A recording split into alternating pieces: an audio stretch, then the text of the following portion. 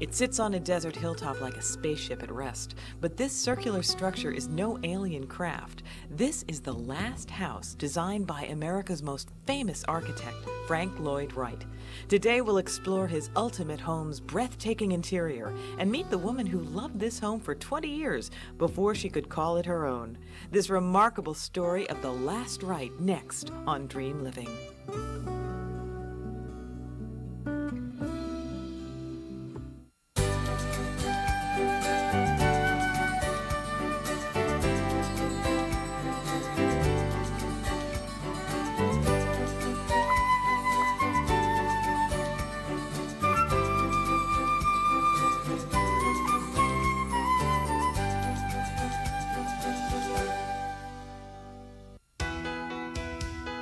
Fast-growing Phoenix, Arizona is the 8th largest city in the United States, but long before high-rises sprung up downtown, architect Frank Lloyd Wright left a very different mark on this desert community. Hi, I'm Jody Daly and welcome to Dream Living. And today we are in Phoenix in front of the last home that Frank Lloyd Wright designed before his death. And the very fortunate owner is Linda Melton. Hi, Jody. How are you? Fine. Good. You saw this like 20 years before you bought it. I was very young, saw it in a publication, fell in love with the house, and just someday hoped that I'd be able to live in it. And here I am. Bought it 2 years ago and now trying to get settled in, and we're still a work in progress type situation, but I'm living here. Oh, this is a dream come true. Yeah, it really is. It's my dream home. Though Linda's modern masterpiece sits on a craggy desert hillside, the story of how it got there starts 100 years ago and half a continent away. For it was on the level streets of turn-of-the-century Chicago that Frank Lloyd Wright got his start. After the Great Chicago Fire leveled the city in 1871, the finest architects in the world drew up plans to rebuild a metropolis. It was these architects that gave the world the skyscraper. One of those who helped design these towering structures was a young Frank Lloyd Wright, but the Wisconsin native soon rejected the ideas of his peers. Wright believed buildings should fit the landscape they sat on, and the Midwest was undeniably flat. Designing homes to match their site, Wright's creations were long and horizontal, a style that was called the Prairie School of Architecture. Over the years, Wright's work kept evolving, often reflecting his interest in Japanese art and design. In the 1930s, he started wintering in Arizona. The first of many structures that he built there was a studio and a home for himself. At first glance, the building differs dramatically from his Prairie School style, but again, this home blends into the desert's landscape. Wright didn't stop with the building's shell. He designed a complete environment, including pieces of furniture created especially for each home, for Wright believed that an architect molds the people who live or work in a building.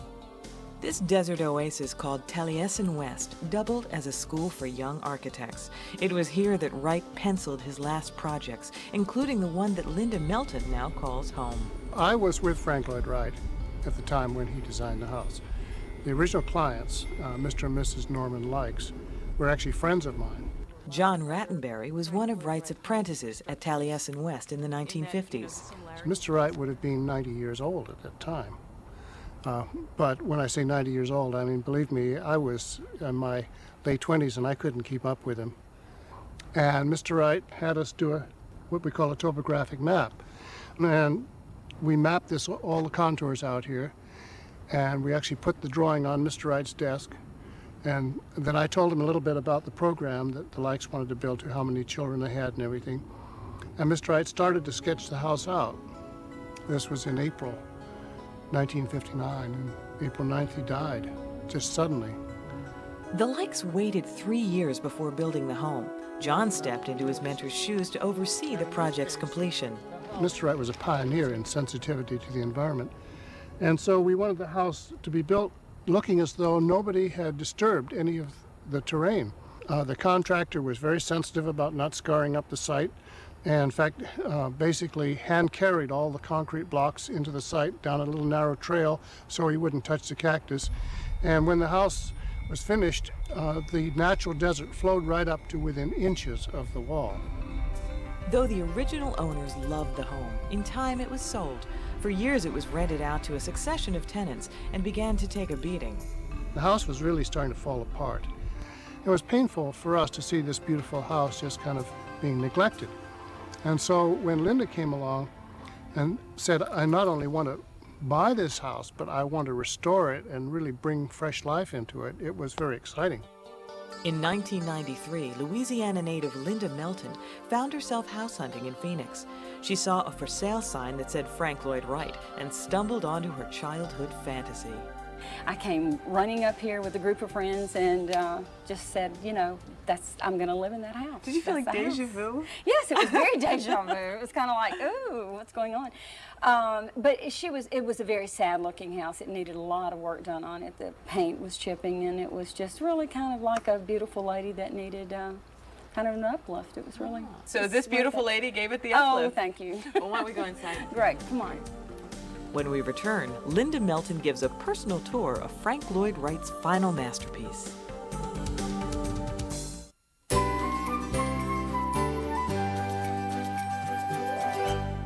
This striking Phoenix residence is the last home designed by America's most famous and influential architect, Frank Lloyd Wright. The home features a concentric design, one circle inside another, a design theme present in Wright's final work. An apprentice of Mr. Wright's, John Rattenbury, oversaw the home's construction and knows the design intimately. The front door is actually tucked in behind, almost unobtrusive, but in approaching it, you have this little glimpse into this courtyard through these openings. And then as you come in, you're squeezed down in space, and then it begins to open up. But we're saving the most beautiful thing for later. We're not putting it all out in front. It's a little bit like the Japanese when they make these beautiful lacquer boxes. You know, the box looks beautiful from the outside, and then you open it up, and what is inside is even more beautiful. So when you come into this living room here, the space just seems to open out to you in this marvelous panoramic view. Today, the scenic view greets current owner, communications executive Linda Melton, every morning. To me, a Frank Lloyd Wright design home is just the simplicity of the beauty of the architecture. It's a living, to me it's a piece of art. This is kind of like living in a piece of sculpture. It really is. And the smoothness and the roundness of it. The circles, the whole house is a series of circles. Now, when you moved in here, or when you bought the place, it wasn't like this. It No. Because this is pristine, and I hear that there was quite a bit of Well, work. it had been a rent house for a number of years, and as rental property goes, you know, renters have a tendency not to take care of something as the owner would. So it was pretty shabby. The furniture, I still have a lot of the original furniture, and the dining room table is original. The coffee table is original, as are other little pieces I'll show you throughout the house. Many of the pieces that aren't original to the house are still Wright's designs. Those are his barrel chairs around the dining room table, and his surprisingly comfortable Taliesin chairs in the front of the fire. Their design was apparently influenced by Mr. Wright's appreciation of origami, the Japanese art form of folded paper. In her restoration, Linda upgraded the home to include details Mr. Wright had specified, but the original owners couldn't afford. In fact, Linda oversaw much of the work herself, starting with the floor. This is copper tile from India. It took months to get it in, and when it finally came in, it was all in huge crates. And I had a tire tool thing, a crowbar, and I used to get out there and break open them. It was like finding a treasure with every crate that I got into, because they're all so individual. None of them are like, some of them, for instance, this one has a real coppery hue to it, where this one doesn't. This is speckled over here, and this is striated. I literally hand washed and selected every one of these. I had a huge brush, and I washed them down and selected them and brought them all in and put them around. And these things are pretty heavy. One day I found out they weigh anywhere from 15 to 19 pounds each. And you were just I was hauling just them all getting out. 4 or 5 at a time, bringing them in. Now, I wonder why the guys were looking at me kind of strange. And so then I got wise and finally bought a dolly and started bringing them in on I the thought you were dolly. saying that I got wise and let somebody else do it, but I guess not. No, that wouldn't have been any fun, you know. Helping Linda complete the restoration was interior designer and longtime friend Mill Baudron. Mill was careful to follow Mr. Wright's conception for the home. Everything is a composition of circles down to the the plan, and then the circular couch, the circular table, all the circular stools that are rotating around it. That's actually the couch Yeah. in the living room. It's built in. It spirals around the outer edge of the room. Now, he did that a lot with building furniture, he built didn't in he? a lot of his furniture. So everything here is sort of a flow into a circle, and then, well, from this room we go from here into the kitchen. And does that also have the same theme going throughout? Yeah, everything is concentric circles. The living room is a circle, and where it intersects with the kitchen, it's a circle off the center. The home's concentric design is even repeated in the kitchen block table that Wright designed for the room. Do you see how it's a miniature version of the house itself? A large circle with a smaller circle. So this would be like the intersecting it? kitchen, and this would be Right. the larger. The Yeah. kitchen, the living room, or the living room and the fireplace. The circular pattern continues throughout the kitchen. The steel-topped counter and the beautifully refurbished Philippine mahogany cabinetry repeat the theme. Even the appliances accommodate the round space. But Linda did desire a few upgrades of the room's semicircle windows. They didn't open at all, and I knew that I loved to cook. I was going to be in the kitchen line, and I could not handle the windows not being able to open. So we had them all replaced with the original Hope windows that were originally designed for the house. Took a drawing, and they custom made them for him here. Was it tough to find people to actually put in a beautifully curved stainless steel counter, or refurbish these cabinets, or do some of the work that needed to be done? I was just lucky in finding it was meant for me to be in this house, so everything just worked right and just pulled together. So everything we really thought was going to be a big problem, we were real fortunate. It ended up not really being a problem. Another example of Linda's wonderful transformation of this home is found just outside the kitchen. The first room off the entrance foyer was once a rather dusty workshop. Linda and Mill converted the space into a state-of-the-art entertainment center. The original Wright pieces are paired with furnishings by other leading designers. The only thing that's original to the house are the stools, which are just like the ones in the living room, and the end tables, which used to be in the children's bedrooms. This is an Italian sofa from the Sede. The lounge chairs are by Alva Aalto, who was a historic architect. They're from the 1930s. In a moment, we'll discover how this remarkable design for living works in the home's magical bedrooms.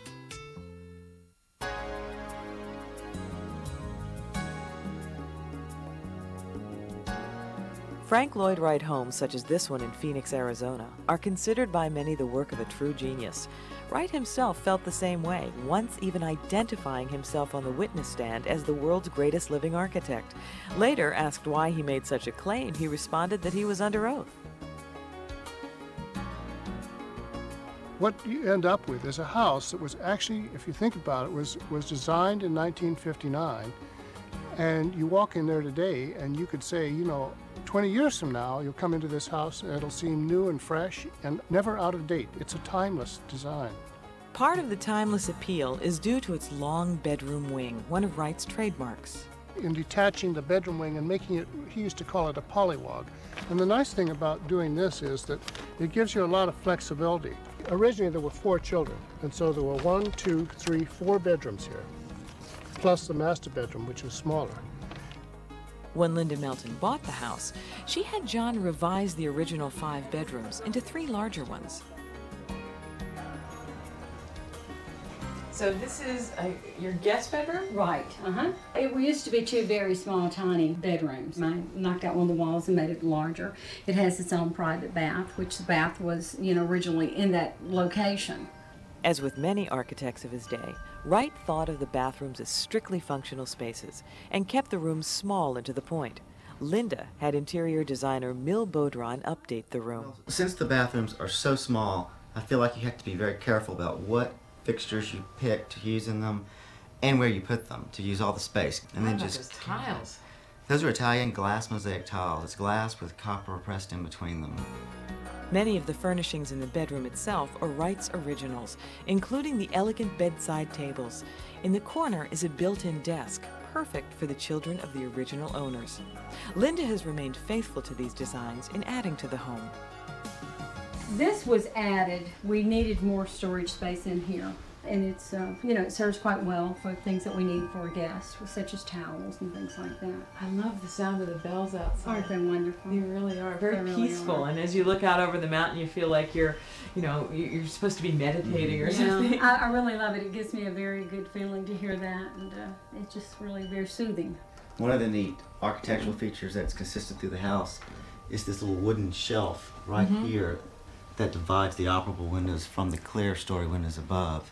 Oh, all the I way see. around. Isn't that neat? Throughout the house. Oh, did you find that when you came into the house for the first time, you found all these little secrets, and then every time you went through it, you found some more, and then some more? Yeah, it's like a little surprise every time I came in. Linda's own surprising gift to the house is just down the closet-lined hall. She combined 2 of the old bedrooms into one spacious marbled-floored master suite. The wall to this bedroom stopped here, and there was a hallway over here that went down into the master bedroom. And that was all master bedroom down there from there over. So it was very small. It was very foreshortened. And now it's all the beautiful built-in cabinetry over there. The built-ins are original all the way around the perimeter. Now the bed and the side tables, are they original or are they just really great reproductions? No, this is the original side tables. We just had to make a different type of platform to cover return air vent. The return air vent. However, is the there. original master bed was built in, very similar to this. The bed takes in a terrific view of the Phoenix Hills, while just outside, a small balcony provides a good point to look back at the house.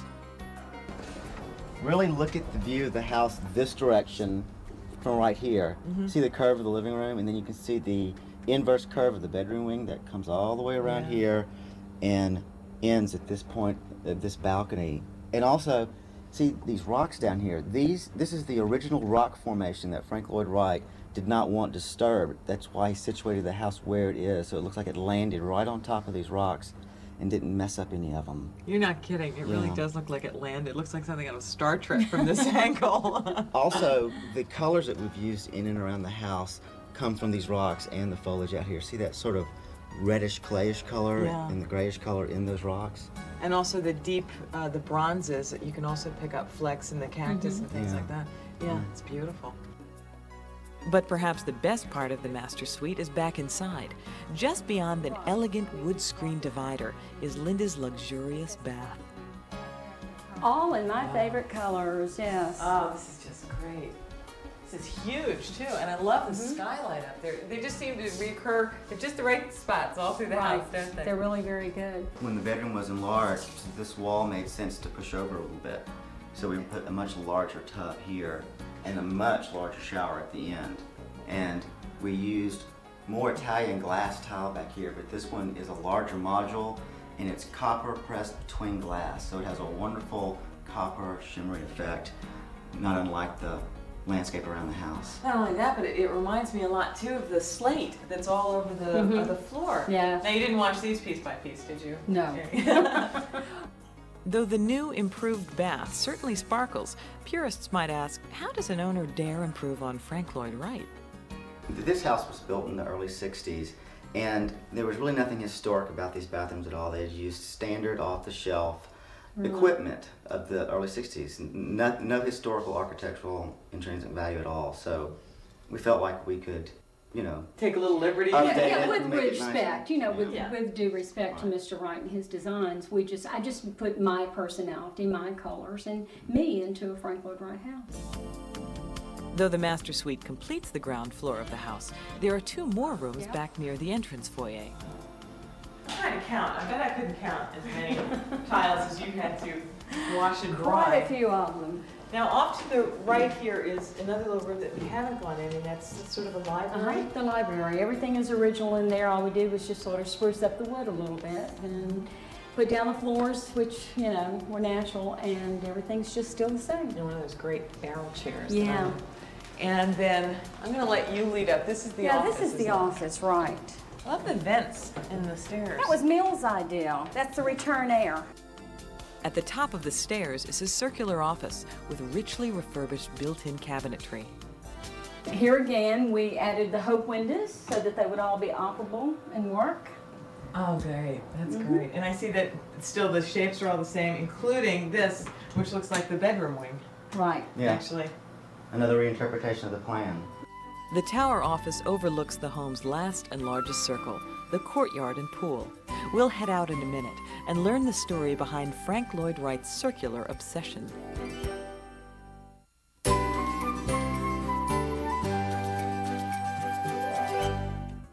Master architect Frank Lloyd Wright spent many of his final years at his Phoenix home, Taliesin West.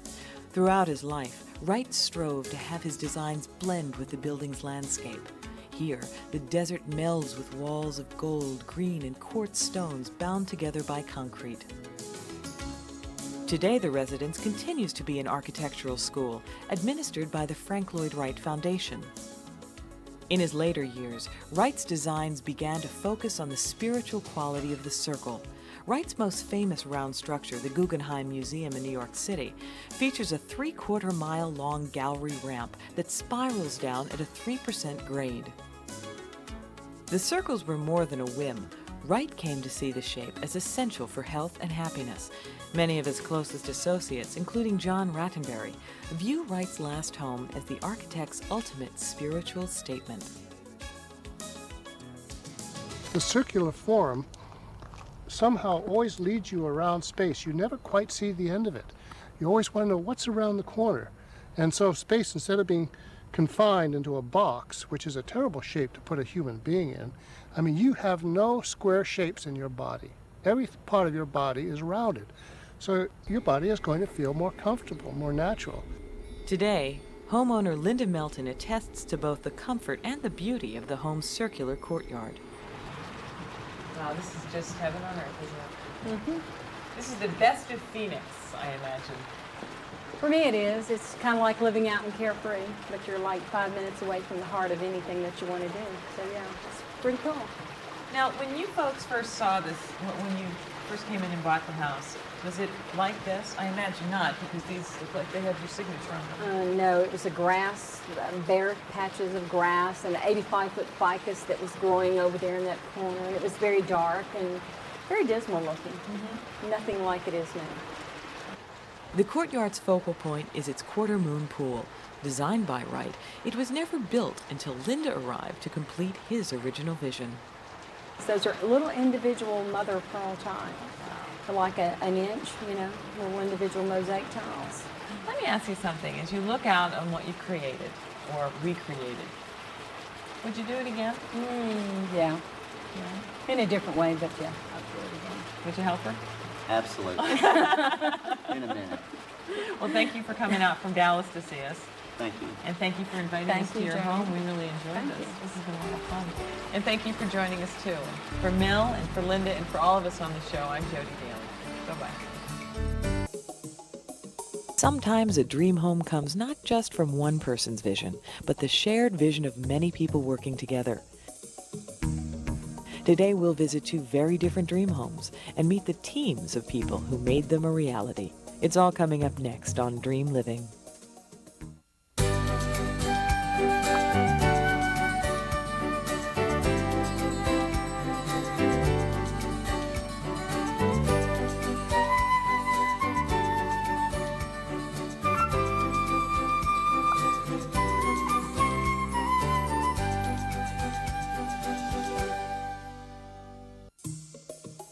New York City, one of America's most vibrant and exciting places.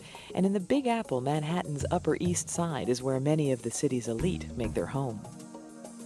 This is some of the most expensive real estate in the country, and the most exclusive homes are in towering apartment buildings sandwiched between Central Park and the East River. It's next to impossible to even find apartments available in this part of town, so making a dream home on the Upper East Side often means reworking less than perfect existing spaces. When a prominent New York couple wanted to transform their drab 1920s Upper East Side flat into an elegant showcase, they called on architect and designer Tim McDonald. Tim's inventive approach to design and ingenious use of small spaces made him the perfect choice for this ambitious renovation. The result is this stunning 3,000 square foot one-bedroom masterpiece. Hi, I'm Jody Daly, and this is Dream Living. Today we're not only going to take you on a tour, but we're also going to introduce you to the team of people who turned a tired old Upper East Side space into a real showplace.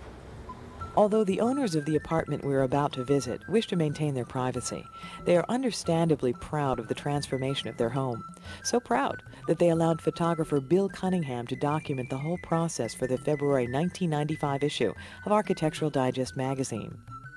Up one flight from the street, the elevator opens onto a small foyer, which leads into the entrance hall. It's here we met up with the driving force behind this renovation. Now, Tim McDonald, you were the interior designer responsible for the look of this beautiful apartment. That's right. What was the mandate when you started the project? Well, the client had heard a lot of horror stories about doing renovations in Manhattan, and she said she wanted this to be an easy, effortless experience. The task ahead looked far from effortless. The entire original apartment had to be completely gutted. Walls needed repair, floors had to be refinished, even the structural layout required modification. Tim knew that the only way to turn this dilapidated flat into a dream home was through teamwork. Early on, he assembled a top-notch team of contractors, designers, and consultants. Heavy construction began the day after Memorial Day in 1994. And the client moved in by Thanksgiving, an amazing feat of coordination, organization, and teamwork. The end result was a home rich in style and elegance that, thanks to careful planning and design, maximizes every inch of this 3,000 square foot space.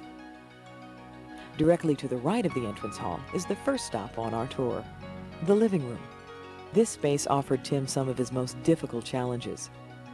He began by adding arches to the doorways of the house to soften the space and make it seem more inviting. Other improvements to the room included refurbished and modernized windows and a newly refinished parquet floor. When it came time for the interior design of the living room, Tim wanted a mix of antique pieces and reproductions. He then brought in team member Leslie Ranko, a New York art dealer, to select the fine art that would complement the stately antiques. Now, when the owner said to you, "We want art in our apartment," what were some of the things that they said, you know, we don't want this or we do want that, or did they leave it up to you? In this instance, they essentially left it up to me initially, which means that I met with Tim and with the client, and I felt what the apartment was like and very much what the lady of the house was like. Leslie chose works from 19th century American painters, such as Thomas Cole and Thomas Moran.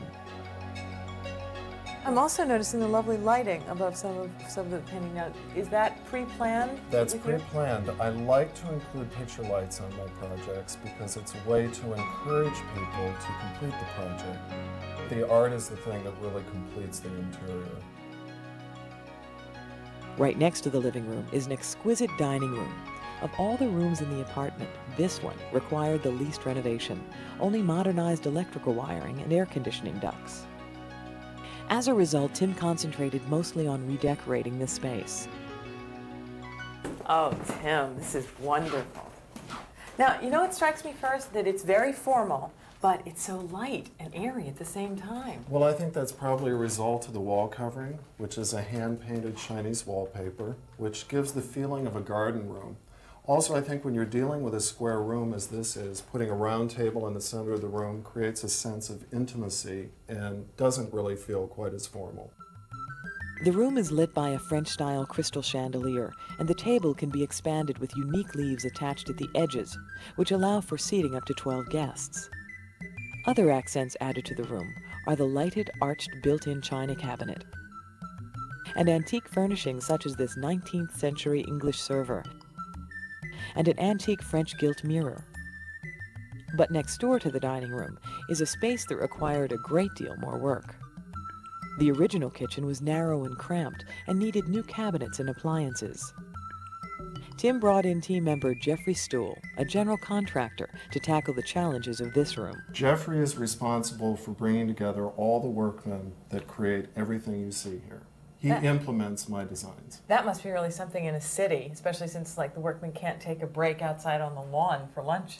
No, it's very difficult. You're working with a service elevator to get material up and down, and if there are other projects going on in the building, you have to wait your turn. Limited building hours, Monday through Friday, usually 9 to 4. So there's no time for messing around, lunch is quick, half hour, and get back to work. Working off Tim's design, Jeffrey replaced the old cabinets with light-colored maple ones, which brighten the room substantially. That's some range. That is a commercial quality range, and a restaurant caterer could come in here and prepare a dinner for any number of people, and that was really the intention, that the kitchen would function well for a catering situation as well. But the appliances presented some of the greatest difficulties in this remodel, especially the industrial-sized refrigerator called a Sub-Zero. The compressor had to come off, it had to go up on top of the service elevator because the elevator itself is a small closet basically, and getting anything up of any size was difficult. The result of all this effort is a spacious, professional caliber kitchen in a limited space environment. Next, we'll venture into the sumptuous master bedroom suite when Dream Living continues.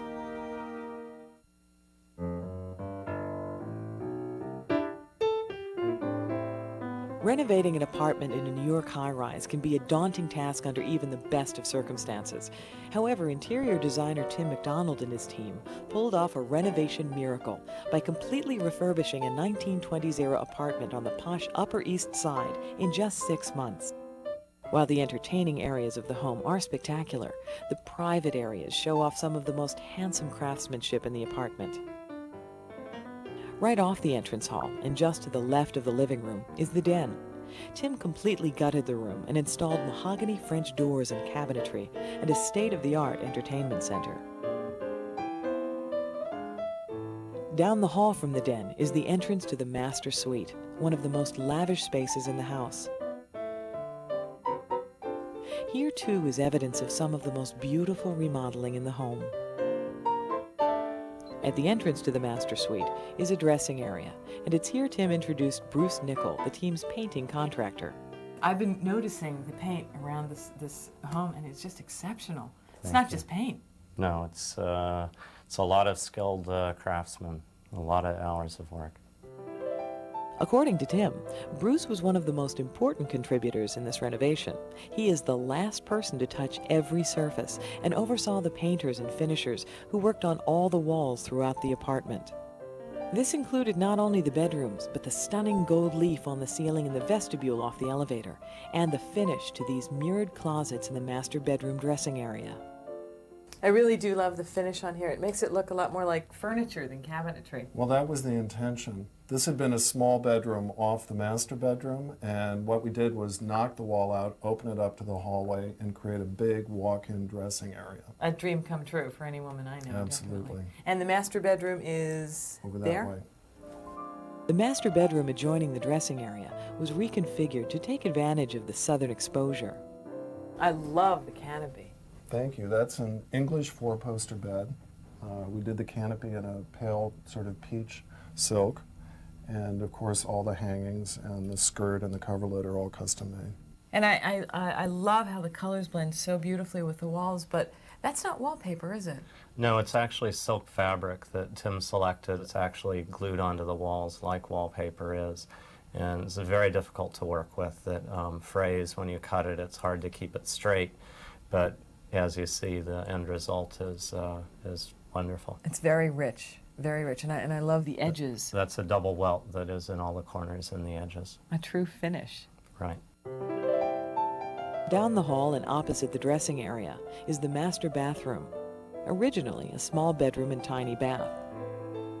Tim removed the walls and reconfigured the space to fit a luxurious bathtub, a large walk-in shower, and a makeup and vanity area.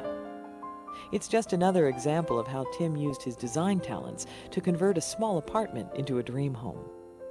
I'm just wondering, Tim, as you come back here like a year or two later and see the results of all your efforts, what is the one thing that you remember that made it all work for you? It's the people. It's the group that was assembled. It's the professionals, people like Bruce, who I could work with to make a wonderful place. And a great designer. Definitely. Well, let's go join the rest of the group. Great. Terrific.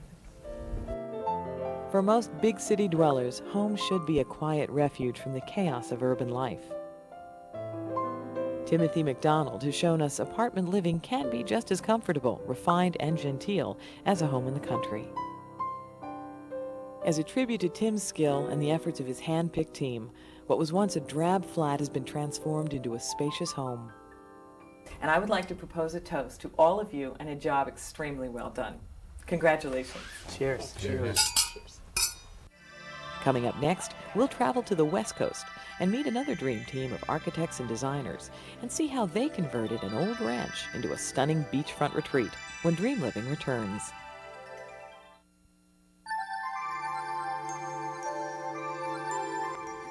Malibu, California is known for its mudslides, its earthquakes, its fires, its floods, pretty much any natural disaster you can think of.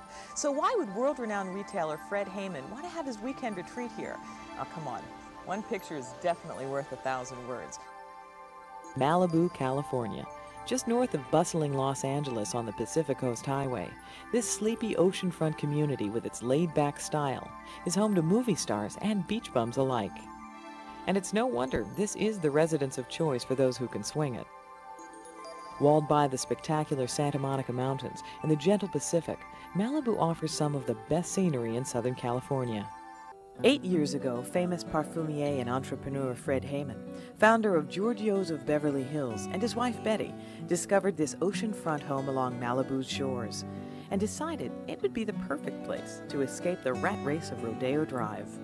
Where the Heymans' primary residence in Beverly Hills is designed for formal entertaining, the Malibu retreat is reserved for family and quiet time. But this beachfront retreat wasn't always this lavish. When Fred bought the house over 8 years ago, it was a nondescript 1970s ranch-style house. While he wasn't wild about ranch-style design, Fred made do with the house as it was, simply enjoying it as a weekend oasis away from the daily grind of his business. But a couple of years ago, the renovation bug bit him, and he decided to convert this house into a dream retreat. Not only did the house need renovation, but so did the property, and Fred employed an army of architects, designers, and craftsmen to transform both the grounds and the house of this beachfront hideaway. You know, the first thing that impresses me about your home is this lovely patio. It's not just a patio, it's more like an outdoor room, including fireplace. Well, you know, the whole idea was to have a park on one side and the ocean with grass on the other side. To help achieve the goal on 2.5 acres of overgrown and untamed estate, Fred contracted local Malibu landscape architect Jim Dean. Well, landscape architects are essentially environmental planners. We're sort of in charge of the land, and our work normally is exterior of a building. An architect does the interiors, and a landscape architect does the exterior. Tell me some of the things that you've done, starting with this. Now, I thought this was a lawn until I walked up and saw that it also had concrete in it. This is a motor court, believe it or not, and below the grass are blocks of concrete, little specially designed blocks that allow the grass to grow up through there, and a car can drive across this without destroying the grass.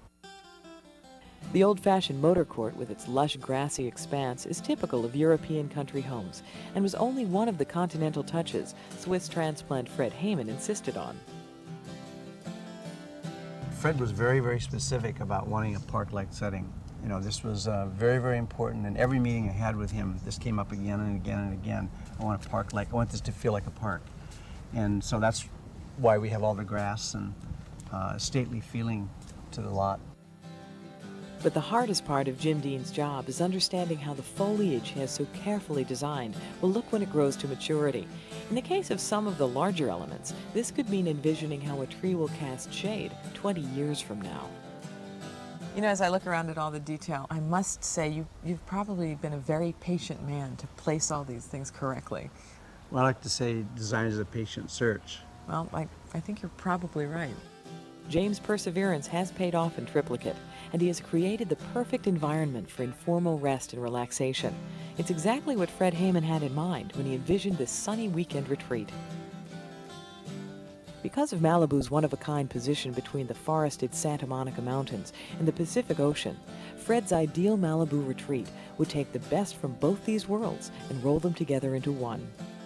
But the house that stood on this property couldn't accommodate any of Fred's ideas. So when he decided to transform this into his dream house, the monumental job of refitting this house to meet Heyman's demands fell on Los Angeles architect Wiley Carter. Now, you were brought onto the project 8 years after Fred had moved into the house, right? That's true. Fred had lived here and enjoyed just being at the beach. and it took a while for him to decide he really wanted to improve the house so that he could enjoy the beach even more. The house was originally 1960 style ranch house, and most of the back walls here were rather plain with just a few much smaller windows. Wiley's task was to transform the house into a more classical European-feeling structure, and in the process, make the most of the stunning location. But one of the more spectacular, if invisible, improvements was suggested by the building contractor. When the project was bid out for construction, we had 5 contractors bidding, and one of them said, "Have you thought about raising the second floor?" And we all said, "No, it's a remodel." And he said, "I don't think it'll be that much money." So in the end, we actually saw cut the entire second floor off from the first floor, raised it up on jacks, and rebuilt the structure underneath to support it. And it makes just a much more wonderful room because it has relatively large dimensions, and now you have the ceiling height, and the view just comes in that much more dramatically. Wiley also had the outer walls resurfaced for a more Mediterranean stucco look. With trailing ivy on the walls and a faux copper patina or painted finish on the windows and railings, this beach house now looks like it could be just as easily tucked into a Mediterranean cove as the shores of Malibu. But renovating the exterior is only half of the story of this house's transformation. When Dream Living returns, we'll take a look at how Fred and his designer transformed the interior of this dream home.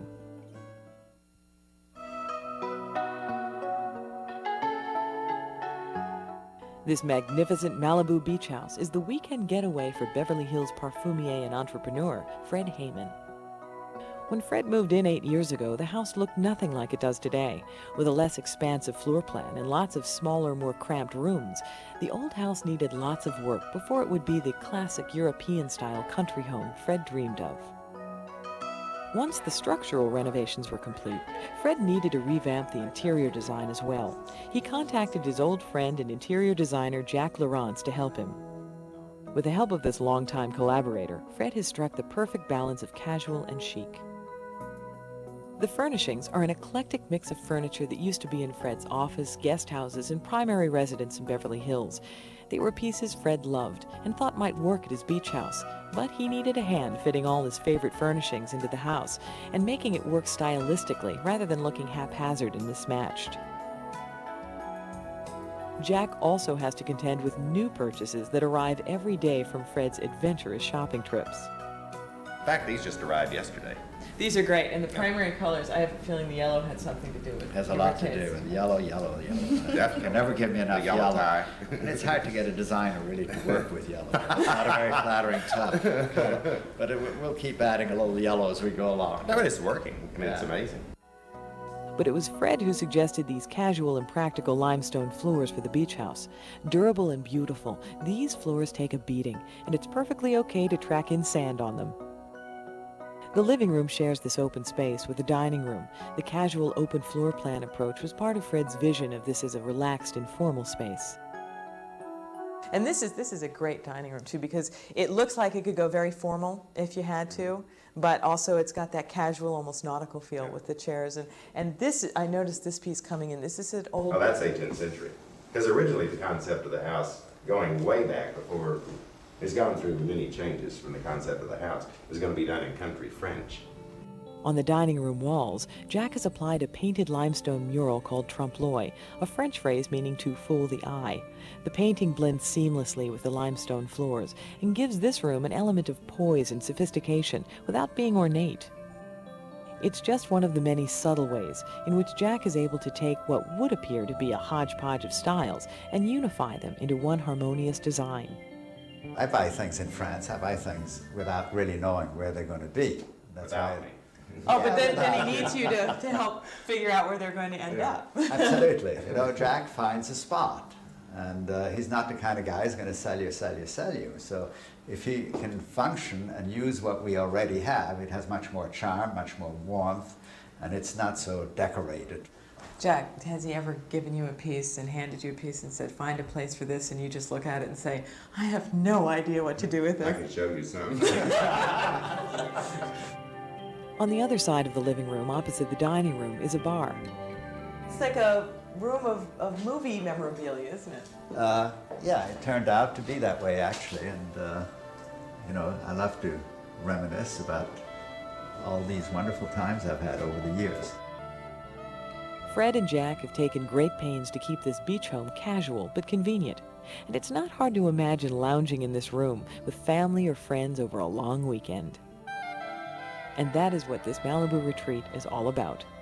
It would take a dream house to live up to the expectations this stunning view inspires, and with the help of a legion of architects and designers, Fred has created just such a fantasy home out of an outdated ranch. You know, Fred, Malibu gets a really bad rap. Disasters, fires, floods. Did you ever feel it was a risk building here? No, I never think of the risk, and it's so infrequent, really, that there's nothing like being in Malibu. It's the ultimate. It's a dream, as you would say. Well, thank you for inviting us today, and we've really had a great time. You have a beautiful home. Thank you really you do. for being Thank you. Have a good day. And thank you for being with us. Please come back next time for another edition of Dream Living. For Fred Heyman and for all of us on the show, I'm Jody Daly. Goodbye.